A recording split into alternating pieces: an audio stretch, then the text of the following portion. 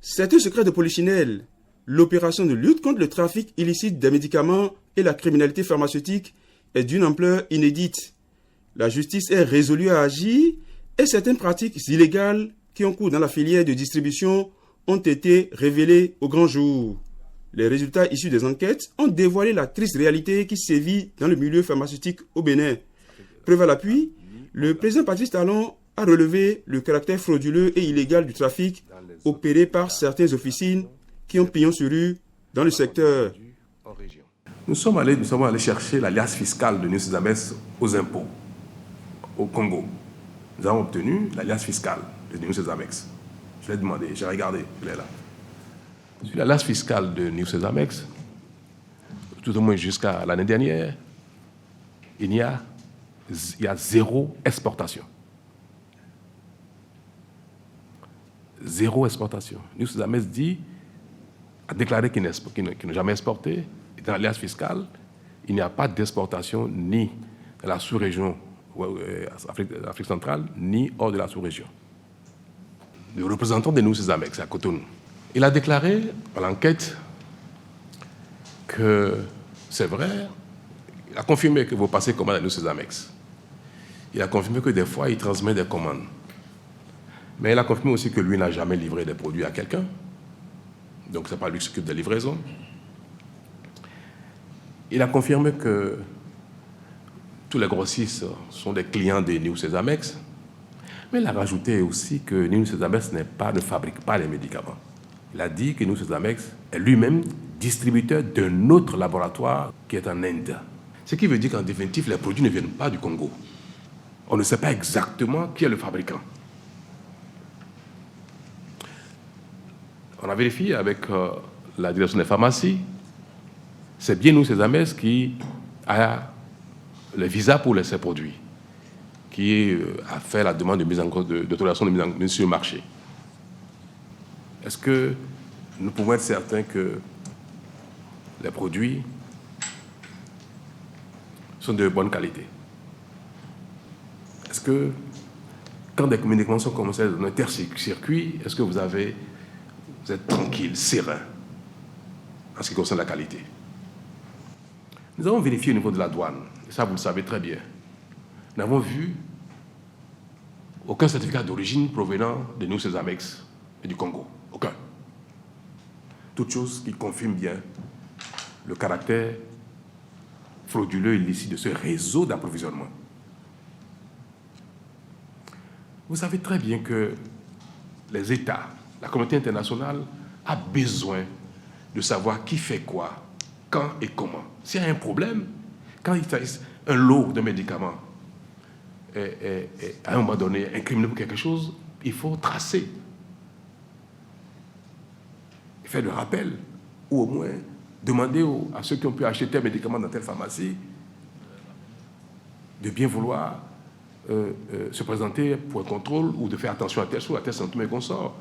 Nous sommes dans un mode moderne où tout ça n'est pas fait simplement pour le plaisir de l'administration ou pour causer des tracasseries aux opérateurs. C'est pour notre santé que cette disposition est mise en place. Devant le chef de l'État, les grossistes répartiteurs ont fait leur mea culpa et se sont engagés à s'inscrire dans une nouvelle dynamique pour une réorganisation complète du secteur pharmaceutique. Donc vraiment, nous avons été pris au piège de ce laboratoire. Et nous allons faire en sorte, Monsieur le Président, pour que ce genre de choses n'arrive plus. Il faut que nous soyons plus regardants et que nos autorités nous aident également à être plus regardants sur tous les laboratoires qui demandent des AMM. Et nous demandons également que vous voudrez bien nous aider pour que le secteur se réorganise pour éviter ces couacs qui nous ont amenés là. Oui, c'est vrai, nous avons déjà des difficultés dans ce secteur. Oui, ce secteur est en crise. Mais aujourd'hui, quand on s'est retrouvé à la suite de l'incarcération de nos directeurs généraux, et je crois que vraiment il y a eu un sursaut. Aujourd'hui, Monsieur le Président, moi, franchement, ce que je vais vous demander en toute humilité, et je crois que vous êtes le seul, ce n'est pas pour vous jeter des fleurs, qui soit capable de nous le faire. Aujourd'hui, vous nous aidez, il faut nous aider à sortir de là.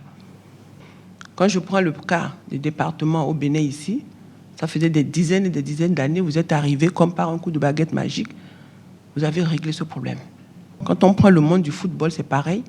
Et de la même manière, on a vu dans la religion, les protestants, méthodistes, pendant plus de 20 ans, vous êtes arrivés à le faire. Donc nous avons également ce genre de problème au niveau du sous-secteur pharmaceutique. Monsieur le Président de la République. Le ministre de la Santé a invité l'ensemble des acteurs concernés à changer de braquet pour un assainissement continu de ce sous-secteur stratégique. Ce que je demande à mes collaborateurs, aux pharmaciens, aux praticiens, c'est de reconnaître qu'il y a une faute grave, et de s'engager à s'inscrire dans la nouvelle dynamique.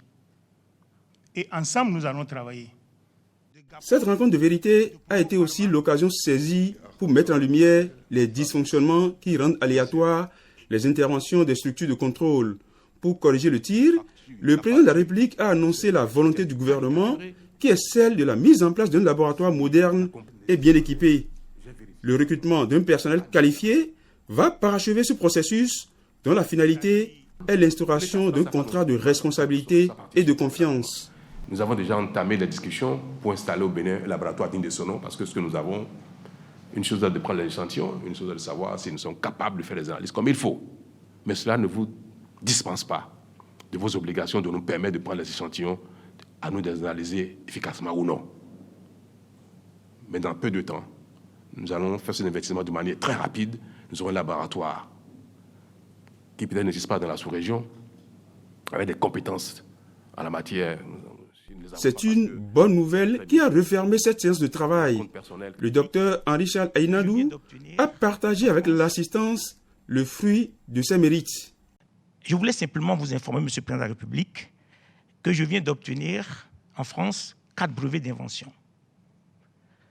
Le premier concernant le paludisme, le deuxième concernant le cancer, le troisième concernant le sida et le quatrième concernant l'hypertrophie de la prostate. La réaction du chef de l'État n'a pas tardé. Le président Patrice Talon a garanti l'appui de l'État pour la valorisation de ces inventions. Je voudrais, Monsieur le ministre de la Santé, vous rencontrer assez rapidement pour avoir les détails de ces brevets dont vous venez de parler. Notre vocation, notre mission est de promouvoir nos talents, nos génies. Et je ne manquerai pas, le gouvernement et moi, de vous accompagner. Le geste du président Patrice Talon apparaît comme un signal adressé à tous dans le sens de la promotion des talents et de la culture permanente de l'excellence.